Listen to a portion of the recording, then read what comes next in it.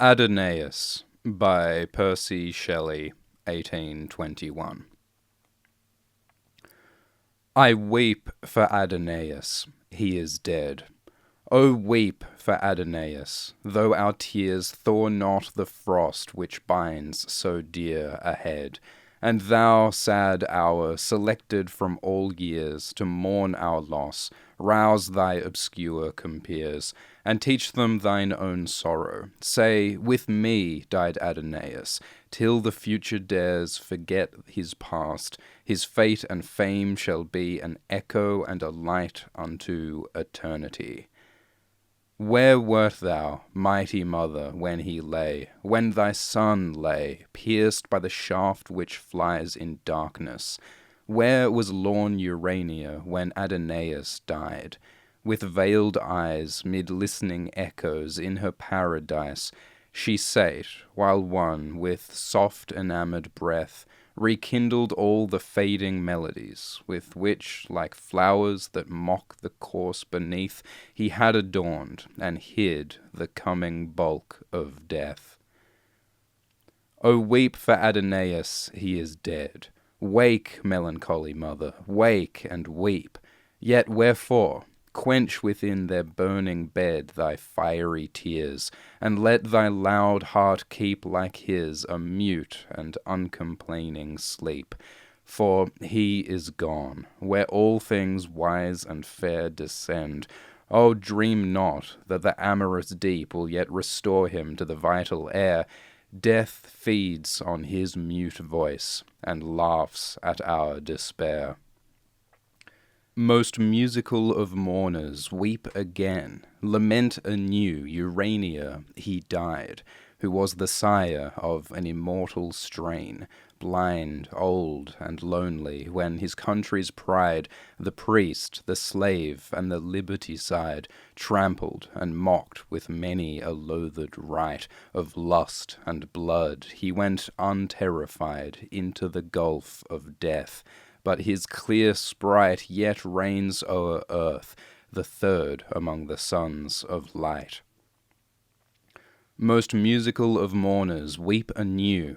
Not all to that bright station dared to climb, and happier they their happiness who knew, whose tapers yet burn through that night of time, in which suns perished, others more sublime, struck by the envious wrath of man or god, have sunk, extinct in their refulgent prime, and some yet live, treading the thorny road which leads through toil and hate, to fame's serene abode.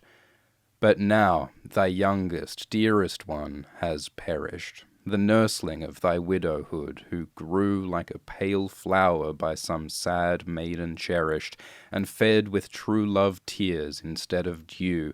Most musical of mourners, weep anew.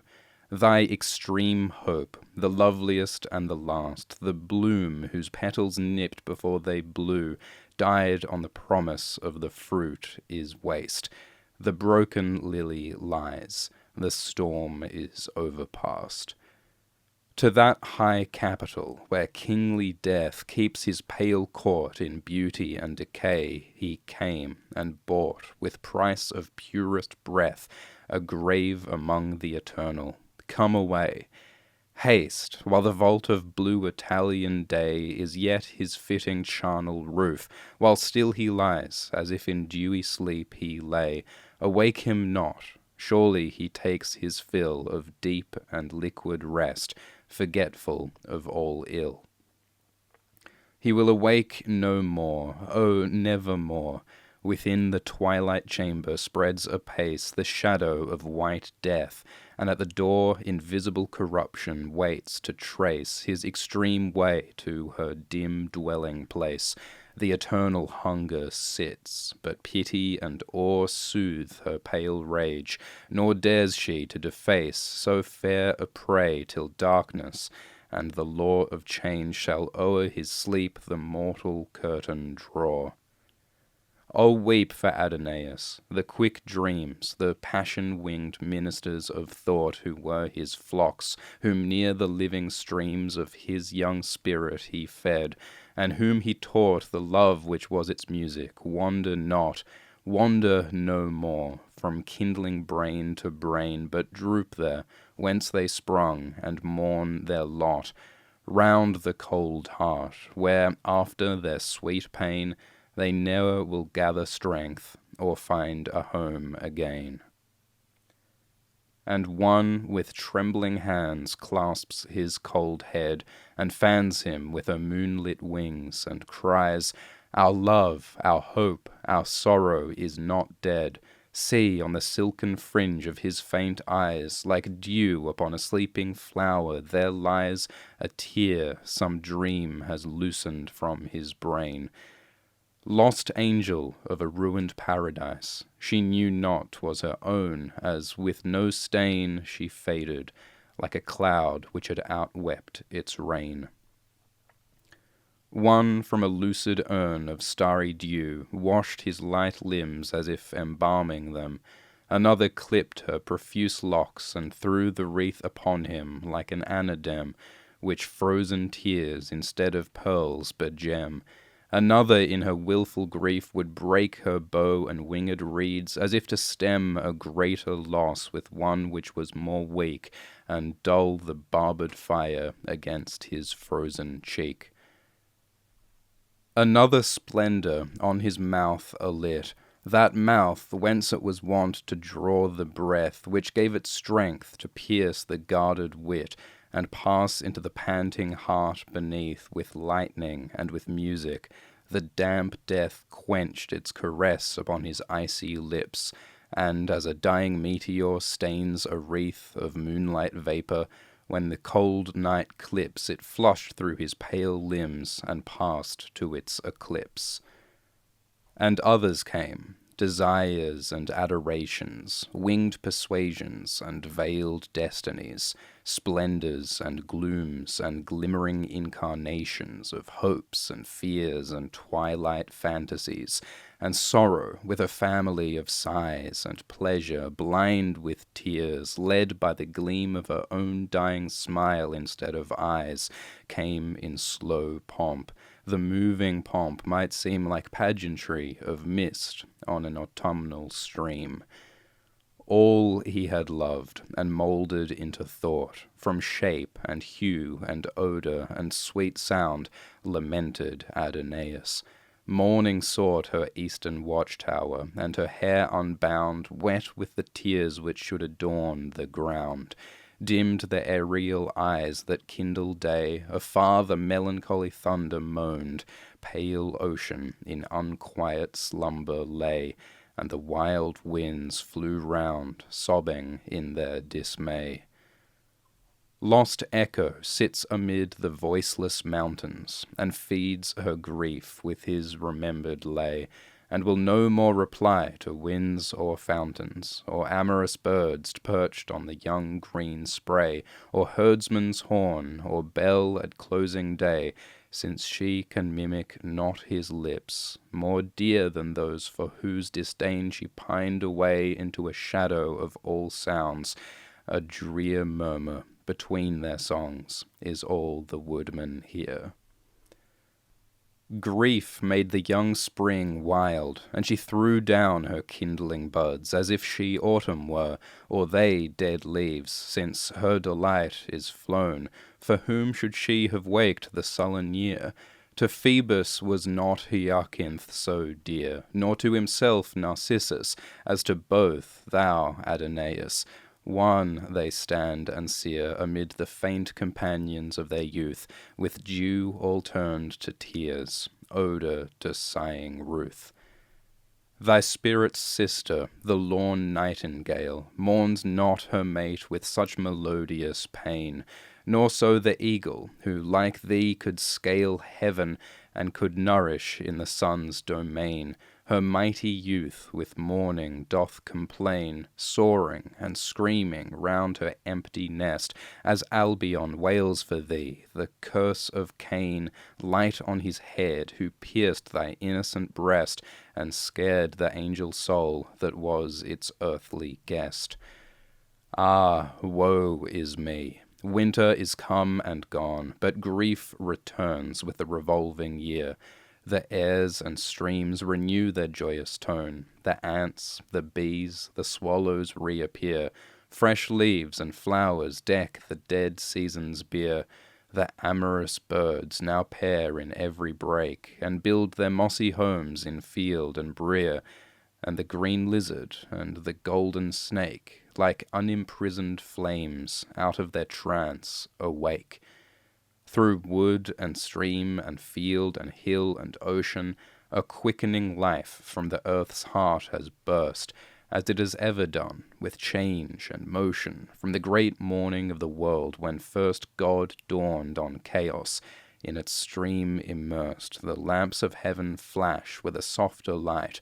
All baser things pant with life's sacred thirst, diffuse themselves, and spend in love's delight the beauty and the joy of their renewed might. The leprous corpse, touched by this spirit tender, exhales itself in flowers of gentle breath, like incarnations of the stars. When splendor is changed to fragrance, they illuminate death, and mock the merry worm that wakes beneath. Naught we know dies. Shall that alone which knows be as a sword consumed before the sheath by sightless lightning? The intense atom glows a moment, then is quenched in a most cold repose. Alas, that all we loved of him should be but for our grief, as if it had not been, and grief itself be mortal. Woe is me! Whence are we, and why are we? Of what scene, the actors or spectators? Great and mean meet massed in death. Who lends what life must borrow? As long as skies are blue and fields are green, evening must usher night, night urge the morrow, month follow month with woe, and year wake year to sorrow. He will awake no more, oh, nevermore. Wake thou, cried misery, childless mother, rise out of thy sleep, and slake in thy heart's core a wound more fierce than his with tears and sights.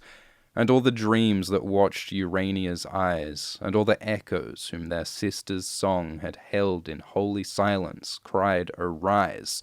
Swift as a thought by the snake memory stung, from her ambrosial rest the fading splendor sprung.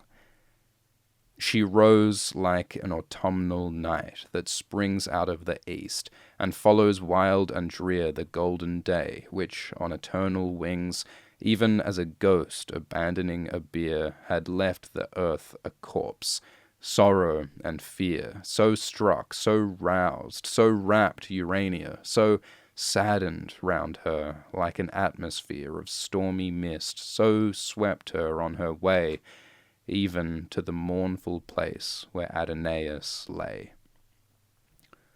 Out of her secret paradise she sped, through camps and cities rough with stone and steel, and human hearts which to her airy tread, yielding not, wounded the invisible palms of her tender feet wherever they fell, and barbed tongues and thoughts more sharp than they rent the soft form they could never repel, whose sacred blood, like the young tears of May, paved with eternal flowers that undeserving way. In the death chamber, for a moment, death, shamed by the presence of that living might, blushed to annihilation, and the breath revisited those lips, and life's pale light flashed through those limbs. So late her dear delight, leave me not wild and drear and comfortless, as silent lightning leaves the starless night. Leave me not, cried Urania. Her distress roused death. Death rose and smiled, and met her vain caress. Stay yet a while, speak to me once again, kiss me, so long but as a kiss may live, and in my heartless breast and burning brain that word, that kiss, shall all thoughts else survive, with food of saddest memory kept alive. Now thou art dead, as if it were a part of thee, my Adonais. I would give all that I am to be as thou now art, but I am chained to time, and cannot thence depart. O gentle child, beautiful as thou wert, why didst thou leave the trodden paths of men too soon, and with weak hands though mighty heart dare the unpastured dragon in his den? Defenceless as thou wert, oh, where was then wisdom the mirrored shield, or scorn the spear? Or hadst thou waited the full cycle, when thy spirit should have filled its crescent sphere, the monsters of life's waste had fled from thee like deer? The herded wolves, bold only to pursue, the obscene ravens, clamorous o'er the dead, the vultures to the conqueror's banner true, who feed where desolation first has fed, and whose wings rain contagion, how they fled, when, like Apollo from his golden bow, the Pythian of the age one arrow sped and smiled. The spoilers tempt no second blow, they fawn on the proud feet that spurn them lying low. The sun comes forth, and many reptiles spawn. He sets, and each ephemeral insect then is gathered into death without a dawn, and the immortal stars awake again. So it is like in the world of living men, a godlike mind soars forth in its delight, making earth bare and veiling heaven, and when it sinks, the swarms that dimmed or shared its light leave to its kindred lamps the spirit's awful night. Thus ceased she, and the mountain shepherds came, their garlands sere, their magic mantles rent, the pilgrim of eternity, whose fame over his living head like heaven is bent, an early but enduring monument, came, veiling all the lightnings of his song in sorrow, from her wilds learn sent, the sweetest lyrist of her saddest wrong, and love taught grief to fall like music from his tongue. Midst others of less note came one frail form, a phantom among men, companionless as the last cloud of an expiring storm, whose thunder is its knell. He, as I guess, had gazed on nature's naked loveliness, Actaeon-like, and now he fled astray with feeble steps o'er the world's wilderness, and his own thoughts along that rugged way pursued, like raging hounds, their father and their prey. A pard-like spirit, beautiful and swift, a love in desolation masked, a power girt round with weakness. It can scarce uplift the weight of the superincumbent hour. It is a dying lamp, a falling shower, a breaking billow. Even whilst we speak, is it not broken? On the withering flower the killing sun smiles brightly. On a cheek the life can burn in blood, even while the heart may break. His head was bound with pansies overblown, and faded violets, white and pied and blue, and a light spear topped with a cypress cone, round whose rude shaft dark ivy tresses grew, yet dripping with the forest's noonday dew, vibrated as the ever-beating heart shook the weak hand that grasped it. Of that crew he came the last, neglected and apart, a herd-abandoned deer, struck by the hunter's dart. All stood aloof, and at his partial moan smiled through their tears, well knew that gentle band who in another's fate now wept his own, as in the accents of an unknown land he sung new sorrow. Sad Urania scanned the stranger's mien, and murmured, "Who art thou?" He answered not, but with a sudden hand made bare his branded and ensanguinated brow, which was like Cain's or Christ's. Oh, that it should be so! What softer voice is hushed over the dead?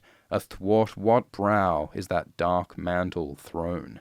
What form leans sadly o'er the white deathbed, in mockery of monumental stone, the heavy heart heaving without a moan? If it be he who, gentlest of the wise, taught, soothed, loved, honoured the departed one, let me not vex with inharmonious sighs the silence of that heart's accepted sacrifice. Our Adonais has drunk poison. Oh, what deaf and viperous murderer could crown life's early cup with such a draught of woe? The nameless worm would now itself disown. It felt, yet could escape, the magic tone, whose prelude held all envy, hate, and wrong. But what was howling in one breast alone, silent with expectation of the song, whose master's hand is cold, whose silver lyre unstrung? Live thou, whose infamy is not thy fame. Live, fear no heavier chastisement from me, thou noteless blot on a remembered name, but be thyself, and know thyself to be, and ever at thy season be thou free to spill the venom when thy fangs o'erflow. Remorse and self-contempt shall cling to thee, hot shame shall burn upon thy secret brow, and like a beaten hound tremble thou shalt, as now.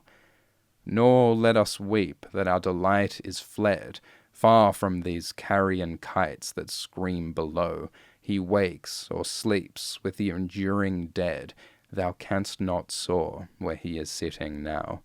Dust to the dust, but the pure spirit shall flow back to the burning fountain whence it came, a portion of the eternal which must glow through time and change, unquenchably the same, whilst thy cold embers choke the sordid hearth of shame.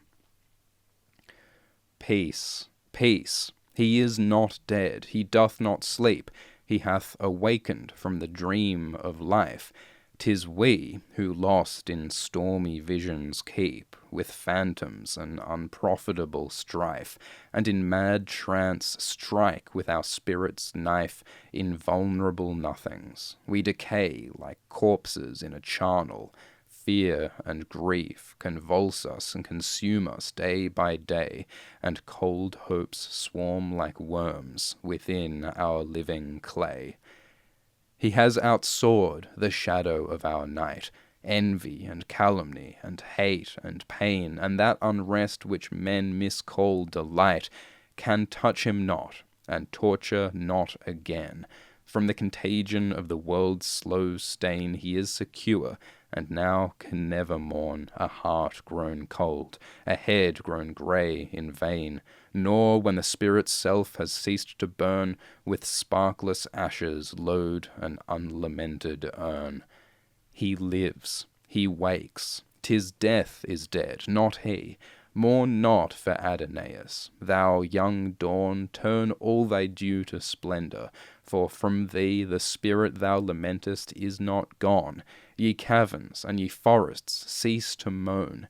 Cease, ye faint flowers and fountains, and thou air which like a morning veil thy scarf hadst thrown o'er the abandoned earth. Now leave it bare, even to the joyous stars which smile on its despair. He is made one with nature. There is heard his voice in all her music, from the moan of thunder to the song of night's sweet bird. He is a presence to be felt and known, in darkness and in light, from herb and stone, spreading itself wherever the power may move which has withdrawn his being to its own, which wields the world with never-wearied love, sustains it from beneath, and kindles it above. He is a portion of the loveliness which once he made more lovely. He doth bear his part, while the one spirit's plastic stress sweeps through the dull, tense world, compelling there all new successions to the forms they wear, torturing the unwilling dross that checks its flight to his own likeness, as each mass may bear, and bursting in its beauty and its might from trees and beasts and men into the heavens' light. The splendours of the firmament of time may be eclipsed, but are extinguished not. Like stars to their appointed height they climb, and death is a low mist which cannot blot the brightness it may veil. When lofty thought lifts a young heart above its mortal lair, and love and life contend in it, for what shall be its earthly doom, the dead live there, and move like winds of light on dark and stormy air. The inheritors of unfulfilled renown rose from their thrones, built beyond mortal thought. Far in the unapparent, Chatterton rose pale. His solemn agony had not yet faded from him. Sidney, as he fought, as he fell, as he lived and loved sublimely mild, a spirit without spot, arose, and Lucan, by his death approved, oblivion, as they rose, shrank like a thing reproved. And many more, whose names on earth are dark, but whose transmitted effluence cannot die, so long as the fires outlives the parent spark, rose, robed in dazzling immortality. Thou art become one of us, they cry. It was for thee yon kingless sphere has long swung blind in unascended majesty, silent, alone, amid an heaven of song. Assume thy winged throne, thou Vesper of our throng. Who mourns for Adonais? O come forth, fond wretch, and know thyself and him aright. Clasp with thy panting soul the pendulous earth, as from a centre, dart thy spirit's light beyond all worlds, until its spacious might satiate the void circumference, then shrink, even to a point within our day and night, and keep thy heart light, lest it make thee sink, when hope has kindled hope, and lured thee to the brink. Or go to Rome, which is the sepulchre, oh, not of him, but of our joy. 'Tis naught that ages, empires, and religions there lie buried in the ravage they have wrought. For such as he can lend they borrow not. Glory from those who made the world their prey, and he is gathered to the kings of thought who waged contention with their time's decay, and of the past are all that cannot pass away. Go thou to Rome, at once the paradise, the grave, the city, and the wilderness, and where its wrecks like shattered mountains rise, and flowering weeds and fragrant copses dress, the bones of desolation's nakedness pass, till the spirit of the spot shall lead thy footsteps to a slope of green access, where, like an infant's smile over the dead, a light of laughing flowers along the grass is spread. And grey walls moulder round, on which dull time feeds like slow fire upon a hoary brand, and one keen pyramid with wedge sublime, pavilioning the dust of him who planned this refuge for his memory, doth stand, like flame transformed to marble, and beneath a field is spread, on which a newer band have pitched in heaven's smile their camp of death. Welcoming him, we lose with scarce extinguished breath. Here pause. These graves are all too young as yet to have outgrown the sorrow which consigned its charge to each, and if the seal is set here on one fountain of a mourning mind, break it not thou. Too surely shalt thou find thine own well full, if thou returnest home of tears and gall. From the world's bitter wind seek shelter in the shadow of the tomb. What Adonais is, why fear we to become? The one remains, the many change and pass. Heaven's light forever shines, earth's shadows fly.